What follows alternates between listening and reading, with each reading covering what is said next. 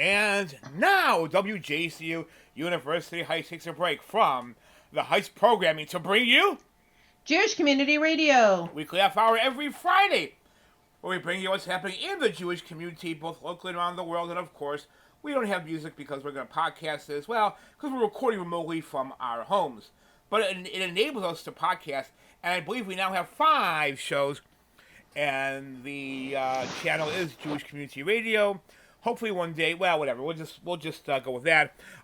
We are going to hopefully, and I'll say it again later in the show. I'm hopefully going to get this show podcast so that it comes on, or premieres, I should say, right after this show ends on 88.7 FM, WJCU, and of course live at WJCU.org. Anyhow, Jewish Community Radio, we got a lot to cover today. A couple of big stories. Elisheva's got most of the big stories right now today. Elisheva, what is your biggest story today? Well, I'm actually going to start with what started yesterday. Not yesterday. Well, we're recording on Wednesday night, the 10th. So it would be our yesterday, the 9th. Historically, it's commemorated on in the secular world as Kristallnacht, which is the Night of Broken Glass. It was one of the biggest pogroms in Germany, 1938. And it was, so a pogrom, just to make sure our listeners understand, is a concentrated acts of vandalism and terrorism against the Jewish community. Yes. Just to make sure we understand what a pogrom is. So Kristallnacht means the night of broken glass. Synagogues were vandalized, Jewish businesses were vandalized, people were rounded up. It is considered by a lot of people to be the main official start of the Holocaust. Yes. So the years leading up to it were just acts of hate against the Jews, and then now we're destroying things and rounding up people and deporting them. Not us, but the Nazis. Yes. So that's the background on Kristallnacht. And so in Cleveland, actually, we have a synagogue, Shari Tikva, the Gates of Hope, and their founders, once leaving Germany, came to Cleveland and created that synagogue. So we have a connection to Kristallnacht here in Cleveland. It's just significant. But what I ran across when I was getting ready for the show, and I was actually very, very happy to see this, I saw that in the city of Chardon, there were 100 candles lit up in their town square to commemorate Kristallnacht. Impressive. Never before in Chardon. No, because so Geauga County is not typically associated with a large Jewish community. So I found that rather interesting. But the audience were a lot of Jews, non-Jews, in there in solidarity. It says 70 people were there, so I'm guessing some people were holding 2 candles. It doesn't matter. The ceremony was opened with the famous poem about which I'll summarize, but in the end, no one was there when they came for me. No one was there to speak up. That famous poem. Yes. It's so that happened at Chardon Square, and since this is the inaugural, that means they're planning on doing more. And it's very appreciated. It really is.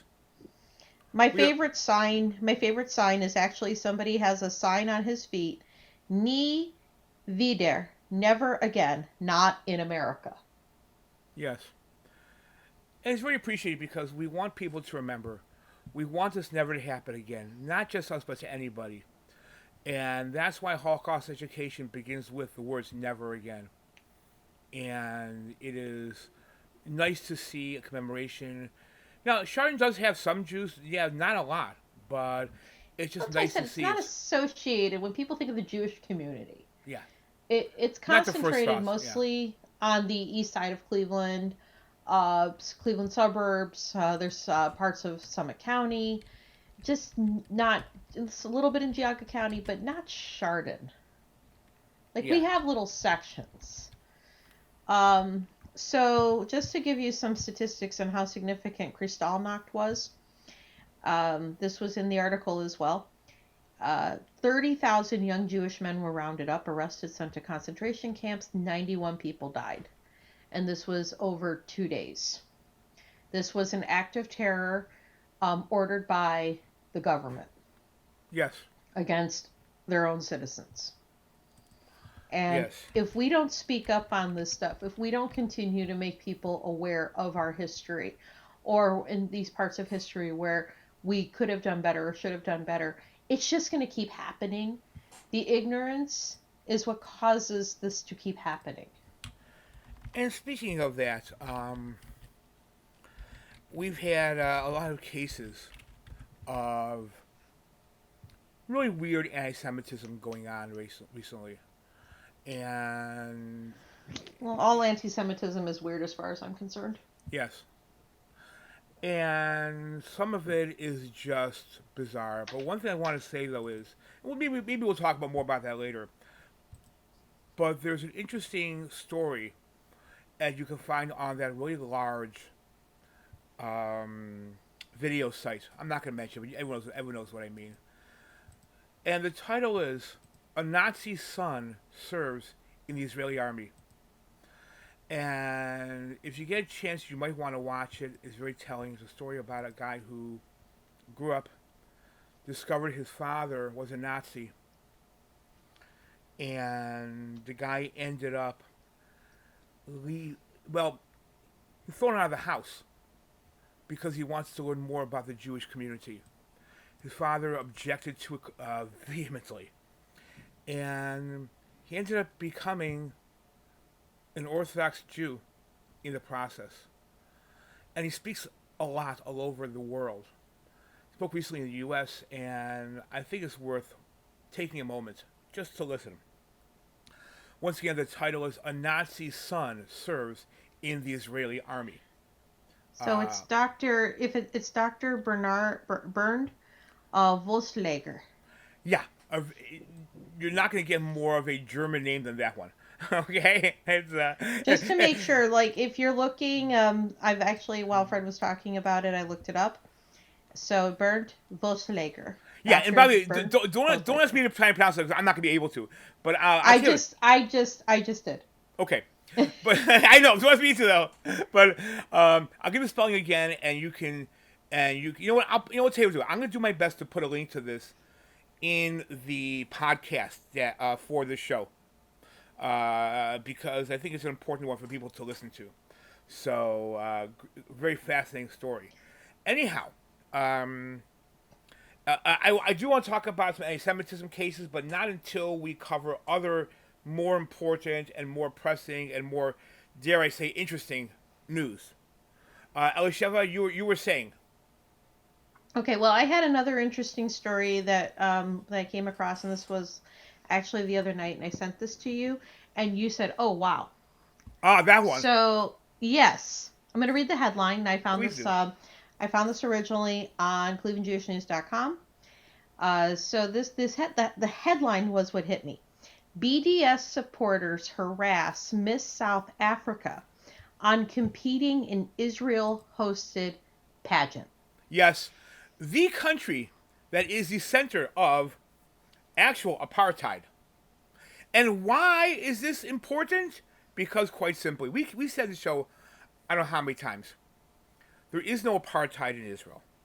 Let me give you a couple examples. The claim is that Arabs are second-class citizens. No, many Arabs are citizens in Israel. They vote in the Israeli elections. In fact, Israel's parliament, the Knesset, has several members of the Arab community, Arabs, who are in the Knesset. About 10 of them actually right now. Maybe give or take one. But about 10 or so in the Israeli parliament. Yes. In Israel, everybody has an equal right to vote and to be elected to office. So the South African beauty queen is being attacked on her social media. Why this is being brought up is the pageant is being held in Eilat, Southern the resort Israel, city, coastal resort town, cool place to visit. People Snorkeling. people posted the emoji of the Palestinian flag, called for a boycott of the entire pageant simply because it's taking place in Israel, said shame on her, not deserving of the crown. she did respond. Well, not she specifically, but the organization responded saying, "It is not getting involved in a political war of words and looks forward to watching Miss South Africa make the country proud on an international stage." Because simply stated, the people of South Africa know Israel is not apartheid. Okay? In Israel, there is no segregation by race, by religion. In fact, it's actually illegal in Israel to do that. It's been that way since day one. The fact is that Israel doesn't do these apartheid claims. Basically, what you have is people who okay, in the Arab sections, the Arab parts of Israel, or the Middle East in general, Jews cannot live there. They can't. Do you ever hear much from the Jewish population of Syria? No, no, doesn't Have exist. have we ever heard from a Jewish parliament representative in any country in the Middle East? Only from That's Israel. not Israel? No, That's that's it. not Israel. Yeah. Yeah. I So mean, it and most of the Jewish people who've lived in the Middle East over the years have left Israel. I mean, not left Israel, but left their own countries in the Middle East to settle in Israel because of the increased discrimination and hatred against them. in fact, there was a movement required one to get Jews, those remaining in Iraq and Iran, out very quietly because we didn't want people knowing what was going on. And yes, I was part of it. When I say we, very quietly to get Jews out of those bad areas, dangerous areas. And there are really no Jews living there because they're persecuted. In Well, Israel, Fred, Arabs can do what you want, no problem. By the Fred, way, I I should tell think you. that Yeah. No, go ahead. Go ahead. this reason why this bothered me, not just because of claiming apartheid. It bothered me for another reason. I don't think we should be comparing plights of individual groups of people to other plights of individual groups of people and putting them on the same level plane. So, as an example, when people feel marginalized, we're hearing them compare it to the Holocaust. Or we're hearing politicians being compared to Adolf Hitler. And my problem with this is when you're doing that, you're not helping your cause any. You're not making you're actually over to me and you're over exaggerating. If you actually knew the atrocities of the Holocaust and you knew the atrocities of Adolf Hitler, you wouldn't be making these comparisons. So saying, "Oh, well, Israel is an apartheid state. Oh, we need to educate this beauty queen on the plight of the Palestinian people." Yes, that actually was said. No, you don't. What You you're really don't. It's what you're not really the saying is same thing. it's not. And I just want to say one thing about that, and I'll leave this alone here. Um, what you're seeing here is people using apartheid as a claim of anti-Semitism, of hatred toward Jews, To so that justify it. because they don't want. You're talking about people who are supporting the Arab world, the Arab or not, wanting to say, "Oh, well, we don't want anybody thinking we're apartheid, so we'll call them apartheid." That's what it boils down to. Okay? In Israel, you're not Jewish. You can go anywhere you want. In Saudi Arabia, you cannot go to Mecca if you're not a Muslim. There are signs, Muslims only. Yeah, we don't have that. In fact, in Israel, there are laws against discrimination. You can't discriminate, and you also can't proselytize in either direction. We do not convert you. You don't convert us. We let you live your life, you let us live ours. Yeah. I will say a funny story. There was a rabbi. Maybe we should have this audio for another week, who went up against a guy screaming and preaching Christianity in the middle of, I think it was a big market area in Jerusalem. He called him out on it. What, Machane Yehuda? Yeah. And I didn't want to go into Hebrew of it, sorry, but and he showed him, so listen, no. Well, that's the big market area. Yeah, I know, but I didn't want to go to the name of it because people don't know. Anyhow, the point is that he did a good job basically, and told the guy, you know what you're talking about, and showed him, and the guy walked away. Good. End of story. We will stop it, but we're not going to go out and preach to Christians. We don't do that. We just don't do it. Anywhere, not just Israel. We just don't do that. But anyhow, moving on from here, this was a case where people just wanted to, the apartheid claim, just blame Israel, blame the Jews for their own problems. Okay, wow, we covered a lot so far. A lot of heavy stuff so far this show today. Did you want to add more on to the story, or did you want to move on? What do you want to do? Well, actually, what I wanted to talk about was just some lighter things, just to show, because we talked about what we do when we're confronted with hate. Mm-hmm. And we were going to talk also about how cowardly some of these acts of hatred are. And then I wanted to talk about after that what we do in response to it. Good. Let's do that. Let's talk about how cowardly. Should I tell about the one case of the certain person whose empty house was attacked? Yes. Okay. I'll mention that quickly. A local person. Not going to go into names, but should I talk about what he did recently or no? It's not important. It was just what's important is what he sent you. Yes.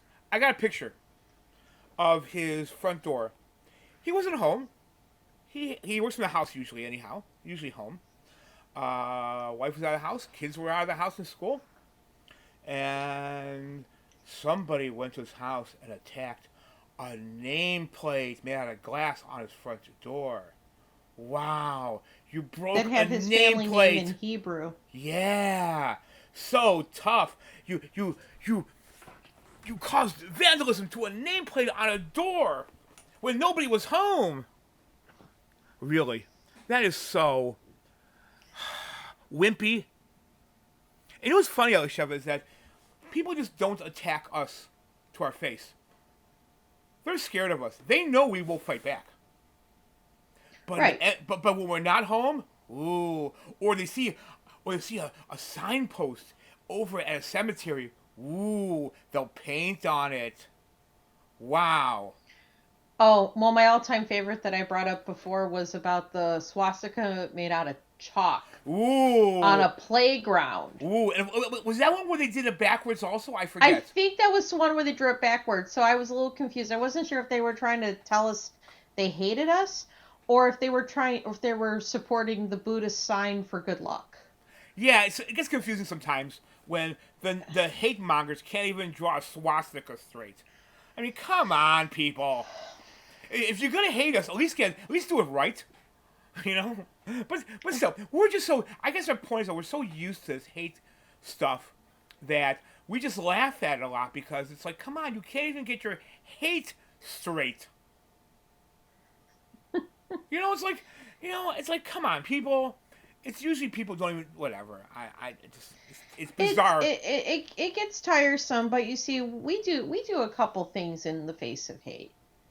We do things like, well, first of all, there's this myth going around that we won't fight back. Oh, you mean like those 3 giant sections of that one cemetery in this area, which is completely filled with Jewish war veterans? Yes, and yesterday was Veterans Day, so thank you to all the veterans who have served. 100%.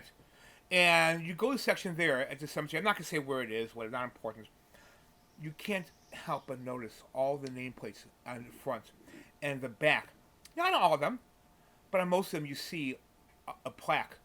Served U.S. Army, World War II, Korean War, you name it. They fought and served there. And people whose names you probably never heard of, but they deserve to be remembered as heroes, because they are. They fought for this country. Barney Eberling. I don't think anybody, probably no listener knows who he is. I know who he is. I didn't even know he was a war veteran, Jewish war veteran. I passed by, I saw his stone there. I saw Maury Seaman, a great band leader in Cleveland, one of the famous band leaders of the big band age. I was at his wife's funeral. She passed away at 102 years old this week. Actually, it was Thursday last week. But still, these are people who I never knew that Maurice Seaman was a war veteran because they don't brag. They didn't talk about it. They didn't do that. They served and they served proudly, and they moved on. And in Israel, the army is his defense forces are so well known, especially for expect you're required to serve. Yes. And those who don't want to serve for whatever reason, for example, I know some people who decide that they don't want to fight because conscientious objector status. You know what they did? They become medics. They become they do civil service for the country for those 2 years, and it's not uncommon that people become paramedics who don't want to fight for whatever reason. A lot of people may have seen something they just don't want to do, whatever the reason is, and they become the medics to heal people. And by the way, that happened in the U.S. too. A lot of people decide, hey, I can't fight. And they said, okay, fine, we'll make you a medic. Very, very proud service, saving the lives of others. Incredible service these people have made, and the sacrifice they made. Like I said, just 3 gigantic sections, and sadly it's filling up a little bit, but it's really nice to know that these people served and are recognized, and with pride, with their name plaque behind the stone, or the reverse side stone, I should say, and just very heartwarming. And I'm just glad they don't have to see today's anti-Semitism as it's rising. Of which was a story, by the way, that there was, I forgot where it was, I have to look it up, but there was a miscalculation, and it said that anti-Semitism is way on the rise. I forget it was the ADL list or whatever, but it was a big miscalculation. Anti-Semitism is definitely on the rise in the U.S. With that, Elisheva, you had one more story, I think. Am I correct? Well, I did actually have an important story. The other thing we do in response to the hate is we build. We build is right. We build. Hebrew Academy has been busting at the seams in the last several years. Bought a huge section of the old Oakwood Country Club, put the boys' school in the old clubhouse, and built a brand new building. They recently dedicated the Ita and Mendy Klein campus. Mendy Klein, God rest his soul, was a big benefactor in our community. Big. And huge benefactor. Campus has been dedicated in honor of he and his wife. But the point is, the thought was to destroy us, and we're building schools, and we can't get them built fast enough for the kids to come and learn Torah and Judaism and continue to grow. And you know what, by the way, this attitude of build is also there in Israel. One of the communities that I have worked with has faced a lot of anti-Semitism, a lot of terrorism, and the answer has become build. I mentioned Maurice Seaman. There's a school in the city, Kedumim, built in honor of Maurice Seaman. And we build. That's our answer everywhere. You try to kill us, we will respond by building more. So if you want to kill us, my advice is don't bother, because we're going to grow. We're just going to build, and we're going to build fight. more. We're going to build music schools. We're going to build nursing schools in Israel. We're going to build everything. Homes, we will not stop. And we will continue to be proud of who we are. We will never shy away again. The Holocaust happened.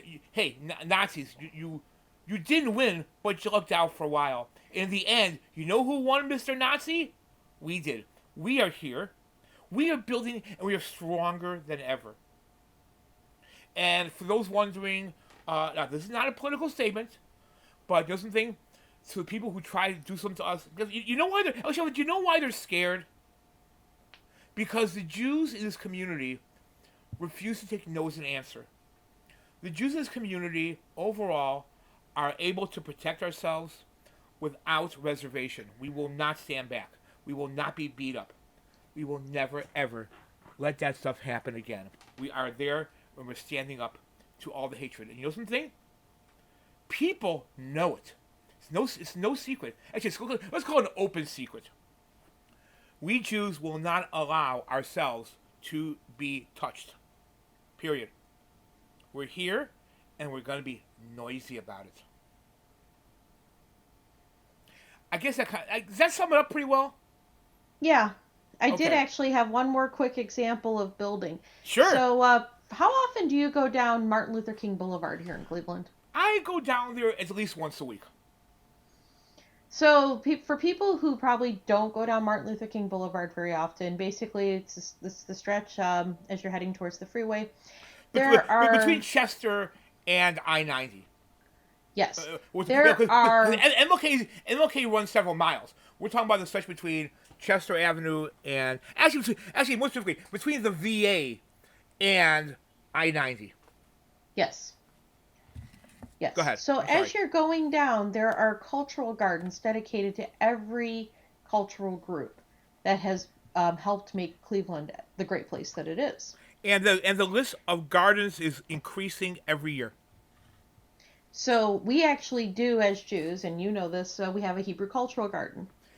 It's pretty nice. Let me describe it first, okay, if I may. Mm-hmm. It has a couple of Stars of David and quotes of various great Jewish leaders. It's not that impressive as far as the garden, but it's very nice, and it is very proudly talking about some of our great Jewish people and leaders and quoting them throughout the generations. I'm sorry, go ahead.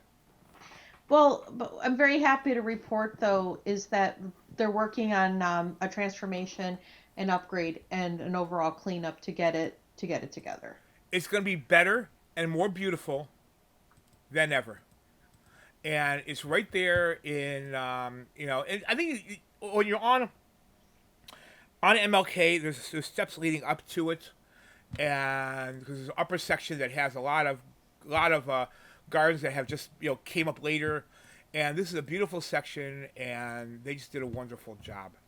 It's on the west side of the street. It was the centerpiece fountain. It came from Jerusalem marble in 1926. Yeah, well, in the center. It's east of MLK up the steps and west of whatever that street it is. Right, top. but if you're driving so if you're driving north, it'll be on your left side, and if you're driving south, it'll be on your right If you're driving north, it's on your right side. Oh, I thought it was the other way. Okay. No. You're thinking the upper street that's actually off of, and I forget the name of the upper street.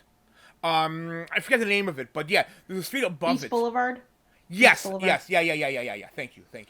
Okay. So the middle of the fountain actually has words in Hebrew. This is also on ClevelandJewishNews.com. And the phrase is, "Wisdom has built herself a house, has hewn her out of 7 pillars." And in fact, the centerpiece has 7 pillars. But that's what's important to understand.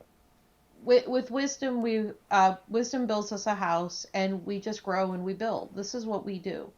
We're going to continue to name hospitals after ourselves and schools after ourselves, and donate money, and just make ourselves even stronger. We are building, and we will not stop. Especially the more we have attacks against us, we build. And with that, Elisheva, I think we should talk about the example of the effect of the time change. Shabbat candlelighting is earlier, and it's going to get really, really early and we're going to have some really short Shabbat.